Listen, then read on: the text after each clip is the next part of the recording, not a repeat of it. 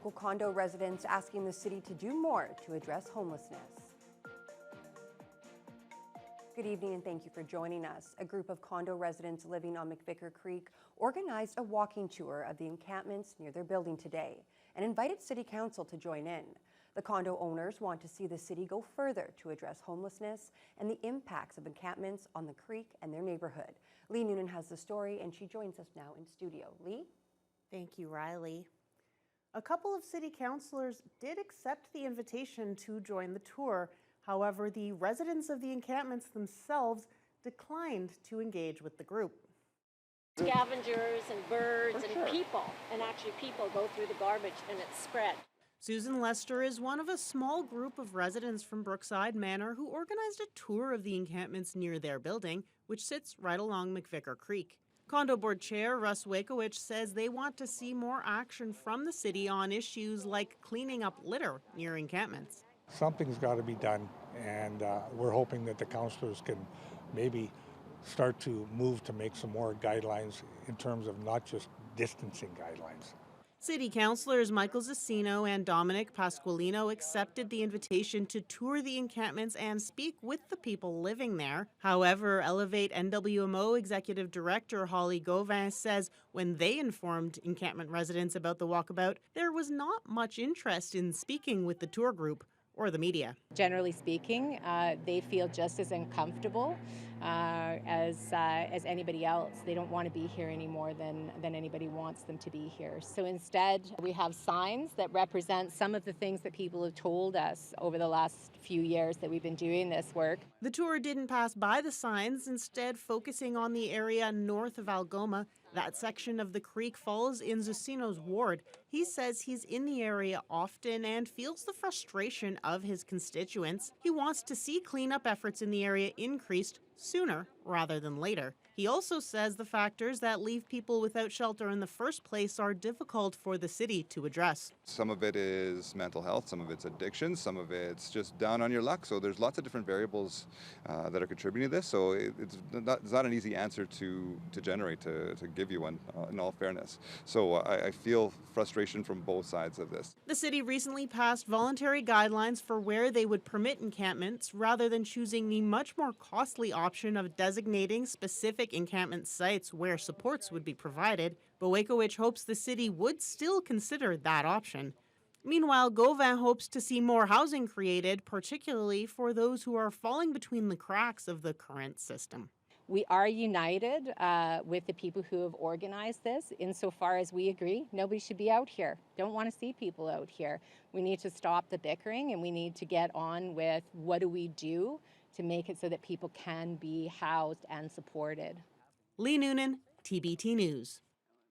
An elementary school principal with the Thunder Bay Catholic District School Board has been suspended for the next 4 months after he pleaded no contest to professional misconduct.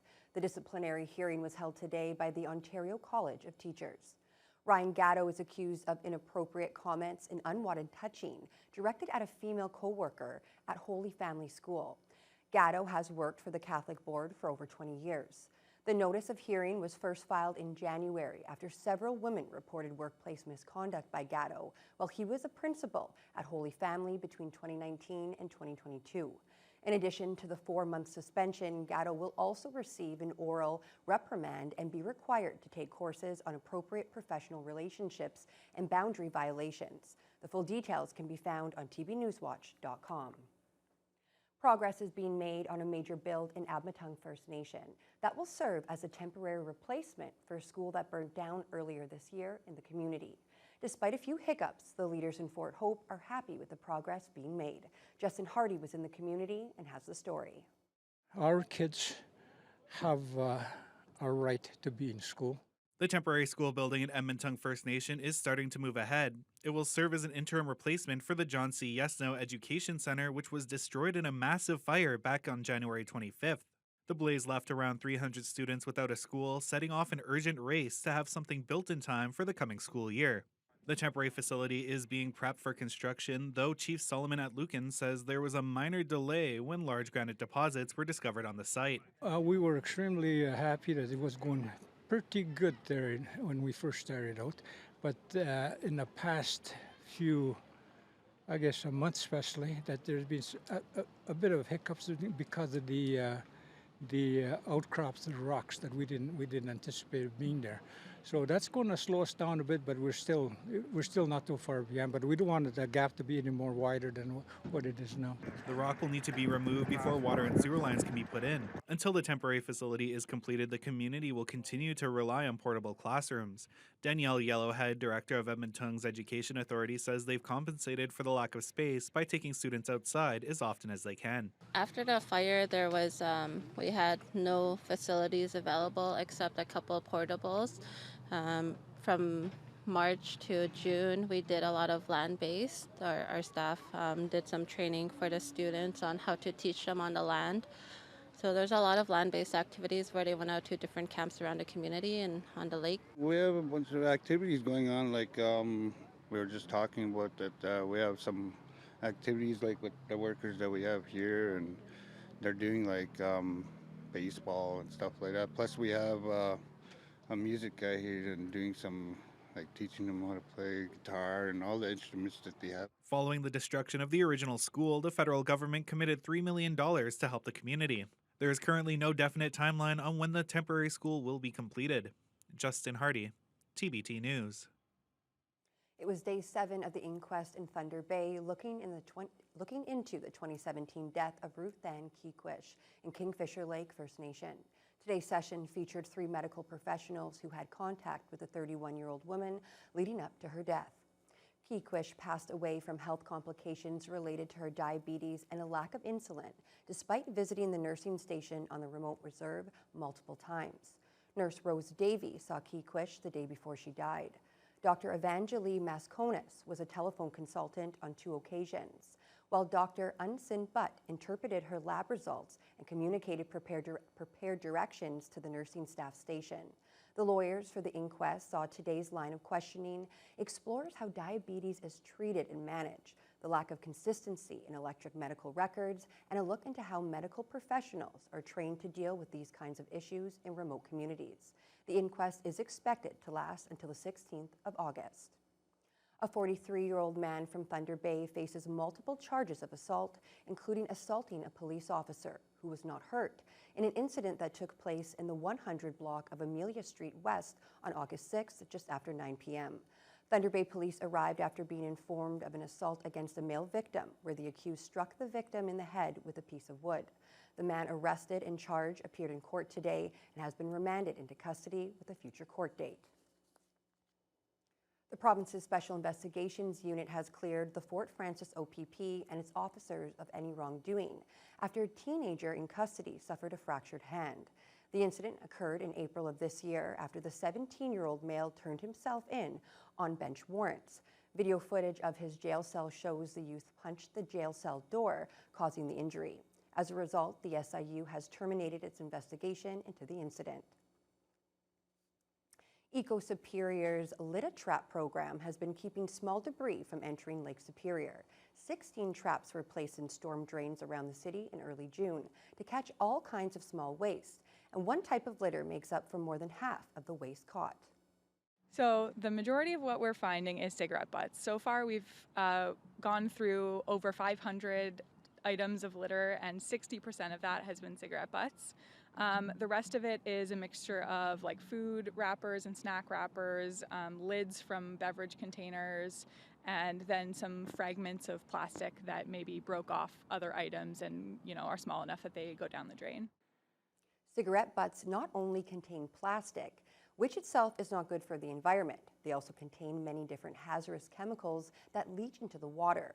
Smokers are encouraged to keep their butts off the ground and out of the storm drains. In total, the 16 traps have collected a lot of plastic in the 2 months that they've been set up.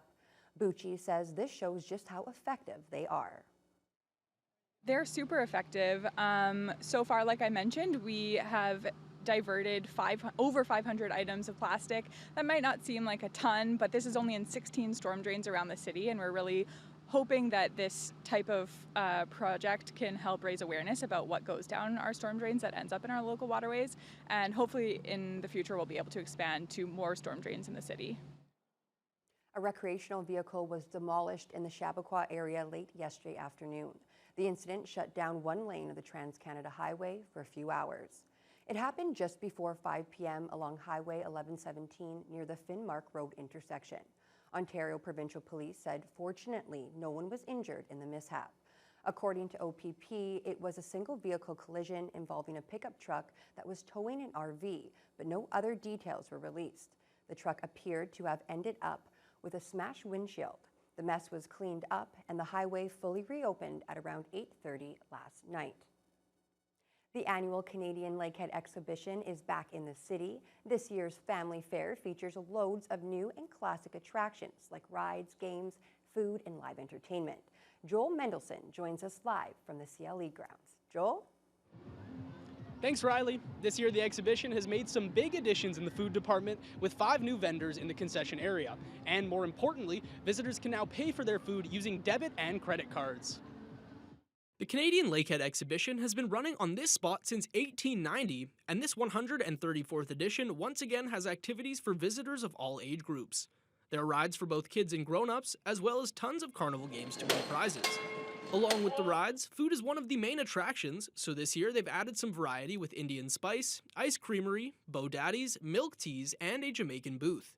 And right next to the food booths is the main stage area for the nightly concerts, which draw huge crowds. That is what we expect, like the 6 o'clock tickets to the midnight tickets. We're going to see people who are just coming here for the entertainment at night, but they'll walk around, they'll come early, walk around, grab some food, and then they're here for the bands. For those interested in going to the movie theater, a special joint ticket can be purchased to get access to both the theater and the carnival, though this does not include the rides.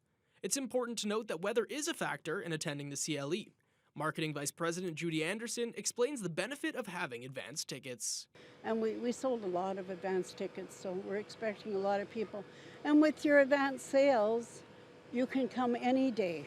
You know, you can watch for the weather and come on a day that it's going to be good. The fair visitors we spoke to were split on their favorite things about the CLE. I like the zipper and I like the alien invasion one. It's always fun, presses you back. I don't know, just being with my friends just honestly makes it like a good experience and memories that we'll remember. Definitely the zipper. I like the zipper here, and also I heard Destroyers performing here, so that's really good. I like to spend time with my family and the rides too, obviously. I mean, I think that's a reason why a lot of people go here, for the rides. Bumper carts, driving, the Starship I like. The CLE continues all week until this Sunday. Admission tickets can be purchased at the gate for $15, and a 6-hour ride pass is $45. Organizers are expecting between 50 and 60,000 attendees over the 5 days. Now we'll send it back to Riley in the studio. Thanks, Joel. That looks like a lot of fun. And Haley, they mentioned our 2 favorite rides. I'm a zipper girl. And yours, I heard it's a new name now. It used to be called the G-Force, the Alien Invasion. Or yeah, there's one called the Alien Invader. It's like so fast it pushes you against the wall. It's really cool. And you're basically in a spaceship, which is great because you can be in it no matter what the weather is. Absolutely. But today was looking pretty nice. Today was pretty good. Today was an excellent start as we had a high of 25 today. Feeling like 28 with the humidity. Now that high came around 2 o'clock. After that, we did see a brief, very light shower at around 3 o'clock. So it's almost like a water feature at the CLE, you know, adding a little sprinkle of fun in there. But luckily that has passed as well. There is still a 40% chance of showers leading into this evening though. So hopefully that doesn't rain on anybody's parade at the CLE tonight. But last night wasn't that bad either. Our overnight and morning low was 10 degrees, so we still stayed in the double digits. We did have a bit of a gustier day though, so breezy winds from the south, gusting to about 36 kilometers an hour at times. So a bit of an interesting day, mostly cloudy, but you know, once again, great for a fair. You don't want to be too hot when you're eating all that carnival food. And there is going to be more showers on the way. Not every place in the region has been as lucky. Red Lake got the brunt of the showers today. And as we see here, it did move more towards the eastern side of the region, staying particularly north of us so far, but there is another system south of us that does have potential to move upwards. So that is something we're looking into for the next few coming days. But for our region at a glance, Red Lake, like I mentioned, has been getting the brunt of the rain today. They saw rain for most of the day. They had a brief break around 1 and 3 o'clock, but it has come back now with a risk of thunderstorms attached to it. They're at 18 degrees. Kenora, 18 as well. They saw sporadic on and off showers. Sioux Lookout saw their showers more in the morning hours and cleared up a little bit in the afternoon. They're at 21 now, similar to that of Dryden and Uppsala. Fort Frances overcast, but has had the potential for on and off showers throughout the day as well.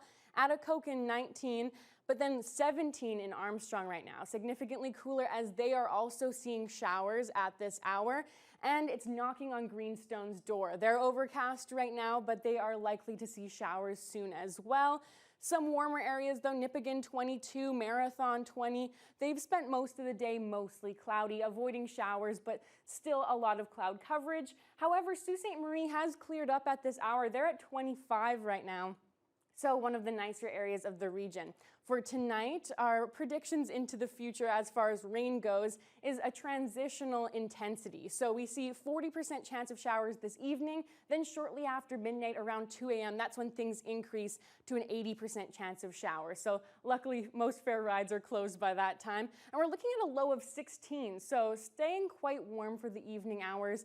But as I mentioned, those showers are moving in. So I'll give you a better look at the rest of the week leading into the weekend after of the next segment. Okay, perfect. Thank you so much, Haley. Well, when we come back, we'll be focusing on the father and son who were accused of planning a terrorist attack in Toronto last month. They still don't have lawyers, but they did show up to a court via video conference in a Newmarket court, and we'll have all those details as your Wednesday News Hour continues. Evidence exists that the father was involved in a horrific torture attack